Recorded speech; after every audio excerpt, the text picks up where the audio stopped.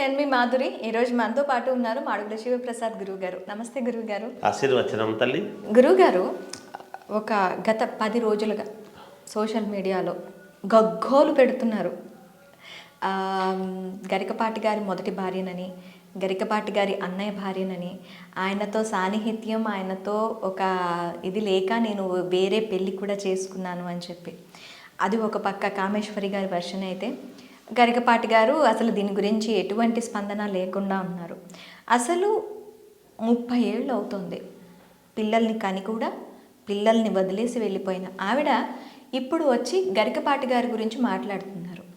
అయితే మీరు గరికపాటి గారి ఏదైతే జర్నీ ఉందో అదంతా చూస్తున్నారు మీరు కూడా.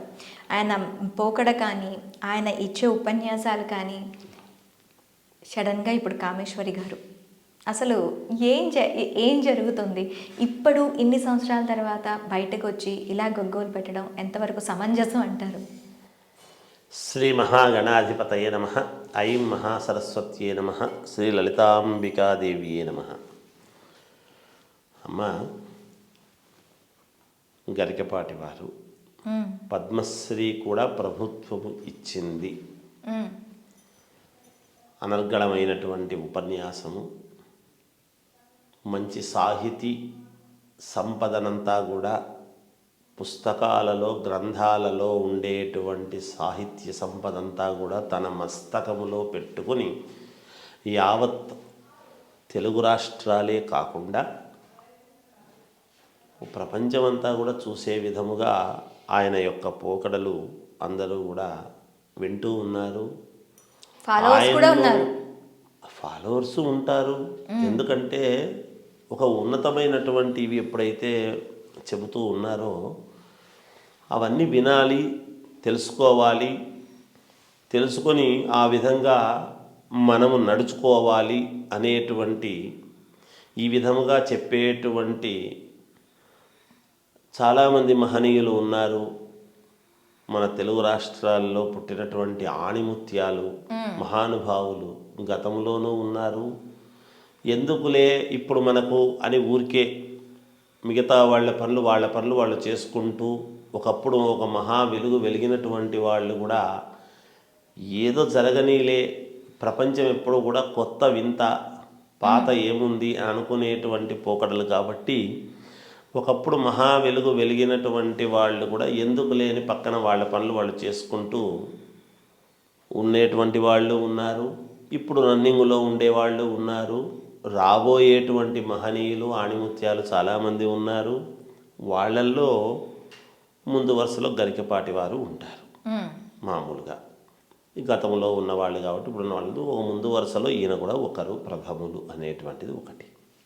ఇక్కడ ఎప్పుడైనా అమ్మ ఒక మంచి ప్రవక్తలు కావచ్చు, ఇటువంటి ఉపన్యాసకులు కావచ్చు, గతంలో ఎన్నో కార్యక్రమాలు చేసి ఒక ఉన్నతమైనటువంటి స్థితికి చేరుకోవడము సమాజములో అంటే చాలా కష్టం.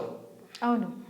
ఆ దశకు ఉన్నతమైనటువంటి స్థితికి వచ్చినటువంటి తర్వాత ఒక్కసారిగా తన ప్రతిభకు భంగము వాటిల్లే విధముగా ఇలా కిందికి రావటం. ఇప్పుడు ఏదో కిందికి పోయినాడు నేను అనడం లేదు, కానీ ఇలాంటి కిందికి చేసేటువంటి వార్తలు రావటం అనేటువంటిది ఎవరి జీవితంలోనైనా ఇబ్బందికరమే. అది నిజానిజాలు ఏమిటివి, ఏమి కథ అని ప్రపంచము తెలుసుకునే లోపు ఈ నింద మాత్రము యావత్ ప్రజానికానికి తెలుస్తుంది. ఇలా ఇబ్బంది పడిన వాళ్ళు చాలామందే ఉంటారు సమాజంలో, మహనీయులు. ఎవరిని మనం తక్కువగా చూడడానికి లేదు. నిజమేది, నిందేది అని తెలుసుకునేటువంటి లోపే పాపం వాళ్లకు వాళ్ళ జీవితానికి భంగం వాటిల్లే విధముగా సమాజంలో ఎంతో ఒక్కొక్క అడుగు, ఒక్కొక్క ఇటుగా పేర్చుకుంటూ వాళ్ళ జీవితాన్ని పైకెక్కుతూ చేస్తూ వచ్చినటువంటి వాళ్ళు ఎంతోమంది ఉంటారు. వాళ్ళకి ఇట్లాంటివి వచ్చినప్పుడు కొంత ఇబ్బందిగానే అనిపిస్తుంది. ఇదేమిటి, ఈయనేమిటి, ఇలా చేయడం ఏమిటి, అలా చేయటం ఏమిటి అని చిలవలు పలవలుగా అనుకోవడం అనేటువంటిది జరుగుతుంది. ఏది ఏమైనా ఒక 30 సంవత్సరాల తర్వాత ఆయన అంతకంటే ముందు ఆయన కూడా 30 ఏళ్ల నుండి ఈ ప్రతిభ అనేటువంటిది ఒక ప్రతిభ వైపు ఆయన యొక్క మొగ్గు చూపడం కూడా 30 ఏళ్ళు అయి ఉంటుంది నాకు తెలిసి. నేను కూడా అనుకుంటున్నమాట అదే. ఎప్పుడు 1996 నుంచి 97 నుంచో ఏమో ఆయన ప్రతిభ ప్రారంభం అయి ఉంటుందని నేను అనుకుంటున్నాను. 97, 98 నుంచి కొంచెం ఆయన యొక్క ఇది ప్రారంభం అయి ఉంటుంది అని నాకున్న అభిప్రాయం. ఓకే, నాకు తెలిసినంత వరకు కొంచెం అటు ఇటు కావచ్చు. అయితే సరే, అంచెలంచెలుగా ఎక్కి రావటం అనేటువంటిది ఎప్పుడైతే వస్తుందో, సరే ఒక మహాతల్లి, ఒక ఆమె, ఒక స్త్రీమూర్తి, ఆడమనిషి సమాజంలో ఎప్పుడైనా ఒక ఆడమనిషి ఒక ఇబ్బంది అని బయటికి వచ్చి చెప్పింది అంటే ఎవరైనా అటువైపు అయ్యో ఒక స్త్రీమూర్తా ఇలా జరిగిందా అని అనుకోవటం అనేటువంటిది స్త్రీమూర్తి వైపు చూడాల్సినటువంటి బాధ్యత సమాజంలో అందరికీ ఉంటుంది. ఏ ఆడమనిషినైనా మనము వాళ్ళు ఎటువంటి వాళ్ళు ఏమిటి అనే దానికంటే వాళ్ళు ఇబ్బంది చెబుతూ ఉన్నప్పుడు వాళ్ళు ఏమిటి అనేటువంటిది ఆలోచన ప్రతి వాళ్ళు చేస్తారు. ఎందుకంటే సమాజంలోకి రాకముందు వ్యక్తిగతమైనటువంటి జీవితాలు వేరు. అవును. ఎప్పుడైతే సమాజంలోకి వచ్చి ఆయన సమాజపరముగా కొన్ని సమాజాన్ని ఉత్ప్రేరణ చేసేటువంటి విధముగా ఆయన ఉపన్యాసాలు ఉంటూ ఉన్నాయో అప్పుడు కొంచెం వ్యక్తిగతమైనటువంటి జీవితంలో కావాల్సినటువంటి వాళ్ళు కొంతమంది బయటికి వచ్చి ఈ విధంగా చెప్పటం అనేటువంటిది ఎంతైనా ఇబ్బందికరమైనటువంటి పరిస్థితే ఇది. ఎవరికి? ఆయన్ను అభిమానించే వాళ్లకు ఇబ్బందే, ఆయనకు ఇబ్బందే. మొదట ఆయన్ను అభిమానించేటువంటి వాళ్లకు ఇబ్బందే.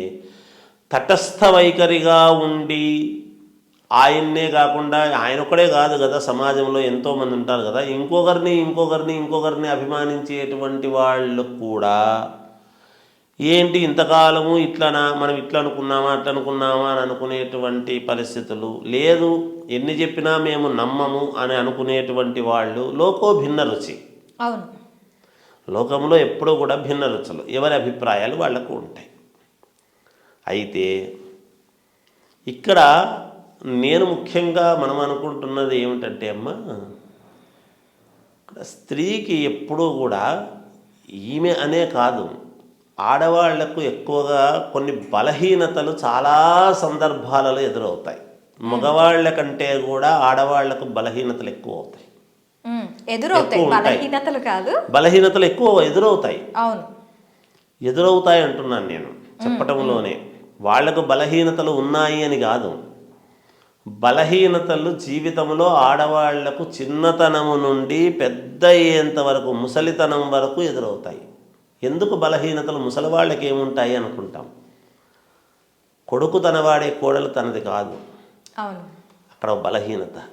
కొడుకు చెప్పలేదు ఇంట్లో జరిగే ప్రతిదీ కూడా.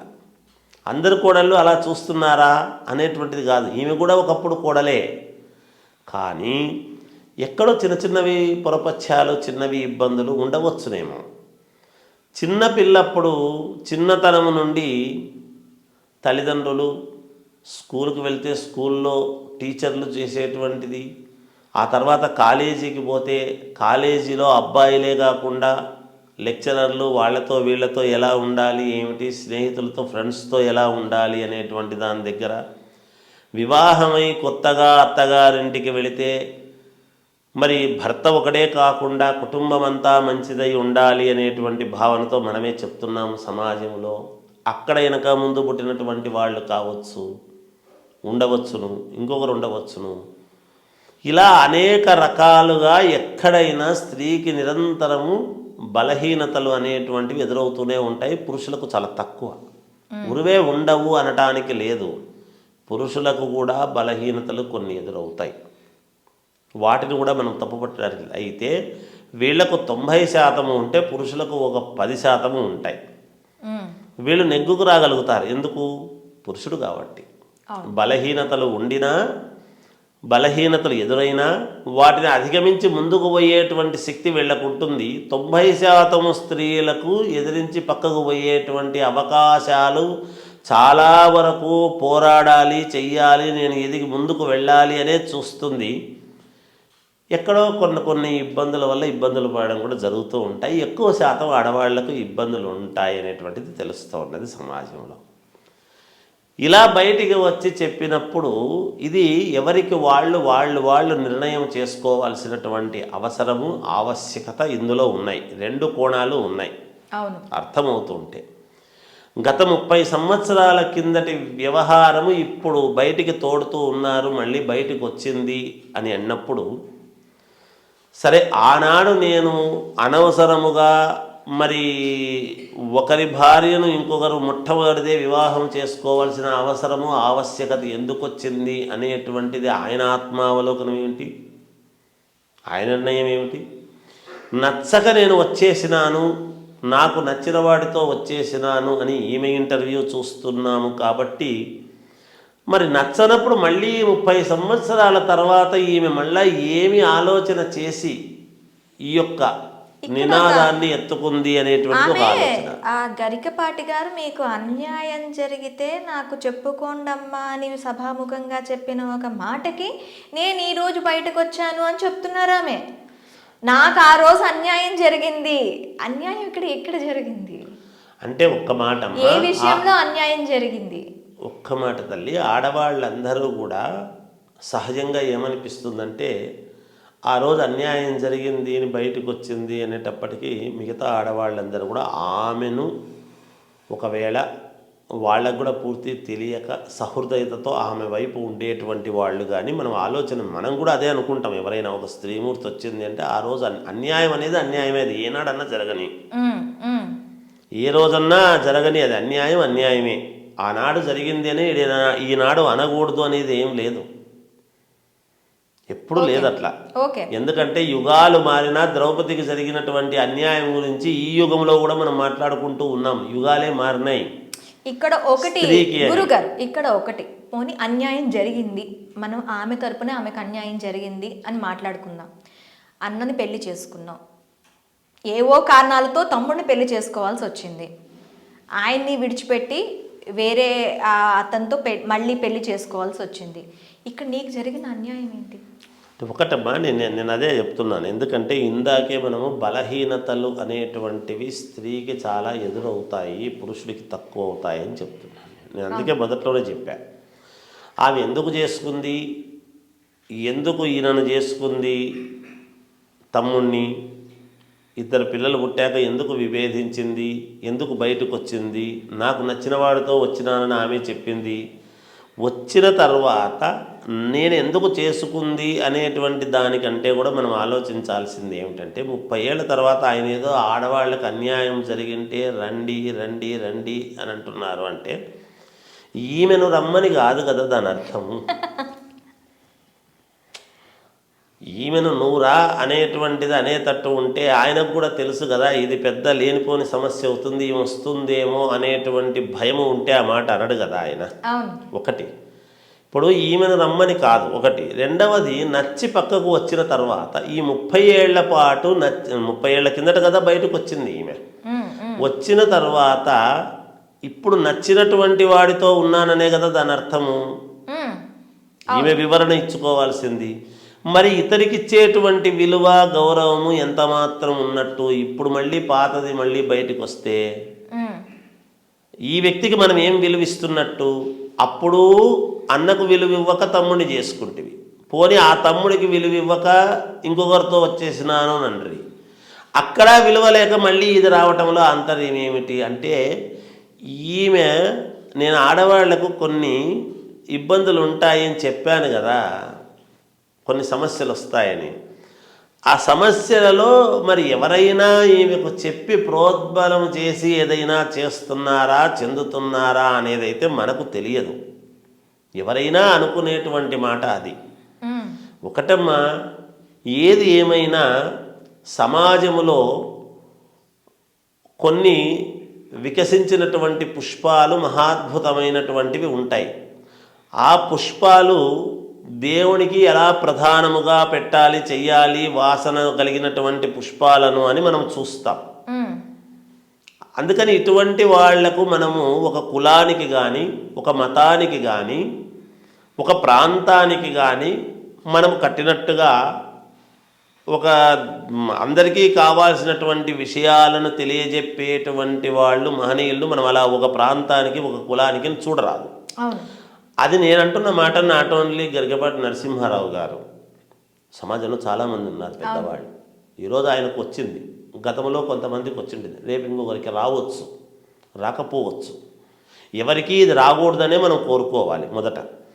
ఏది ఏమైనా వీళ్ళు మన అతి కొద్ది మంది మహానుభావులలో వీళ్ళు కొంతమంది, ఎక్కువ మంది ఉండరు ఎప్పుడు కూడా. మహానుభావులు మహనీయులను కొంతమందే ఉంటారు. మరి ఒక సమాజాన్ని ఒక వైపుకు నడిపించగలిగినటువంటి స్థాయి ఆ ఇది వచ్చింది అన్నప్పుడు ఆయన పశ్చాత్తాపముతో ఇటువైపుకు మొగ్గు చూపి తనంటే ఏమిటి అనేటువంటి మొదట జరిగిన మాట జరిగి ఉండొచ్చు వాస్తవం. ఎందుకు అన్నభార్యను చేసుకోవాల్సి వచ్చింది అనేటువంటి వివరణ ఆయన ఇచ్చుకోవాల్సింది. మొట్టమొదటి వివాహము అన్నభార్యను ఎందుకు చేసుకోవాలి అనేటువంటిది ఎక్కడ తప్పిదం జరిగిందని ఆయన సర్దుమని చూసుకోవాల్సిన అవసరం ఆయనకు సంబంధించింది. అంతే కదా. సమాజంలో ఎవరైనా ఆలోచన చేస్తే ఏం చేస్తాం? మొట్టమొదటి వివాహము సంతోషంగా బాగుండేట్టుగా అందరము కలిసి చేసుకోవాలని అనుకుని చేసుకుంటాము. ఆయనకు ఆ పరిస్థితి ఎందుకు ఎదురైంది అనేది ప్రశ్నార్థకం. అక్కడ ఈమె ఎందుకు సరే అని ఇద్దరు పిల్లలను కనడం ఎందుకు, మళ్ళీ రావటం ఎందుకని ఇది ఒక ప్రశ్నార్థకం. రెండు ప్రశ్నలను మనము విశదీకరించగలిగినటువంటి ఇది కాదు. ఎందుకంటే అది వాళ్ళు బయటికి చెప్పుకోవాల్సినటువంటి విధానమే తప్ప. సమాజం మనమేమనుకుంటాము అంటే మనం ఎంతవరకు తీసుకోవాలి? కలువ పువ్వు బురదలో పుట్టిందా, ఎటువంటి బురదలో పువ్వులు పుట్టింది చేసింది అనేటువంటి దానికంటే కలువ పువ్వు చాలా అందముగా ఉన్నది, అది అమ్మవారికి చాలా ప్రీతికరము, అది తీసుకొచ్చి మనం పెడుతున్నాం. ఎంత బురదలో ఉన్నా దానికి బురద అంటించుకోకుండా ఉండే నైజం కూడా కలువ పువ్వుకు ఉంది. అదే కదా చెప్తున్నా నేను, అది ఉంటుంది. ఇంకొకటి కూడా, మనము పువ్వులను చూసినప్పుడు సమాజంలో వాళ్ళు మడితో అమ్ముతున్నారా, స్నానం చేసి అమ్ముతున్నారా, మైలతో అమ్మారా అనేటువంటివి ఏమి చూడం. పువ్వులు చూడంగానే అందంగా కనపడుతున్నాయి, వాటి తీసుకొని వచ్చేసి అమ్మవారికి అలంకారం చెయ్యాలి అనేటువంటి భావనతో చేయడమే ఉంటుంది. అందుకనే ఒక వ్యక్తిలో ఉండేటువంటి చిన్న మచ్చను మనం ఏదో చూసి మిగతా ప్రతిభనంతా కూడా పక్కకు పెట్టాలి అనుకునేటువంటి మూర్ఖత్వము ఉండరాదు. ఒకటి ఇంకా కావాలి అంటే మనం బురద జల్లడము కంటే వాళ్ళని ఆదర్శంగా తీసుకొని వాళ్ళలాగా ఎలా ఎదగాలి అనేటువంటిది రావాలి. నేను గొప్పగా బతుకుతున్నాను, వచ్చి నాకంటూ కొంతమంది ఉన్నారు అని అన్నప్పుడు ఇక మళ్ళీ ఆయనతో అనవసరం. నీ గొప్పతనం ఏమిటి, నేనేమిటి అనేటువంటిది మనకు కూడా ఎంతో కొంత విలువ గౌరవము ఉంటేనే సమాజంలో ఇంకా మనల్ని భగవంతుడు బ్రతికించినాడు, మనతో ఏదో ఉపయోగం నలుగురికి ఉంటేనే మనం బతుకుతున్నామనేది మనం అనుకోవాలి సమాజంలో. లేకపోతే మనమంటూ ఉండడం కదా, అవసరం లేదనుకుంటే భగవంతుడు తీసేస్తాడు కదా. క్యాలెండర్లో ఇన్ని నెలలు, ఇన్ని సంవత్సరాలు, ఇంత ఇది ఉన్నప్పుడు, ఇన్ని డేట్లు ఉన్నప్పుడు ఏదో ఒక రోజు మనకంటూ ఒక డేట్ వస్తుంది. దాన్ని ఇట్లా అనుచితమైనటువంటి వాటికి వినియోగించుకోకుండా మనమేమిటి అనేటువంటిది నిరూపణ చేసుకోవడానికి గనక మనము నిలబెట్టుకున్నాము అంటే మన గొప్పతనము తెలుస్తుంది సమాజానికి. ఆ ఒక్క రోజు మనము ఎదటి వాళ్ళ మీద బురదేయడానికి ఉపయోగించుకున్నాము అంటే, ఆ సన్నివేశాన్ని ఉపయోగించుకున్నామంటే అది మనం చేతులారా మన జీవితాన్ని మనం నాశనం చేసుకున్నటువంటి వాళ్ళవే తప్ప ఇంకొకటి కాదు అనేటువంటిది నా అభిప్రాయం తల్లి. ఓకే గురువు గారు, ధన్యవాదాలు. జయోస్తు.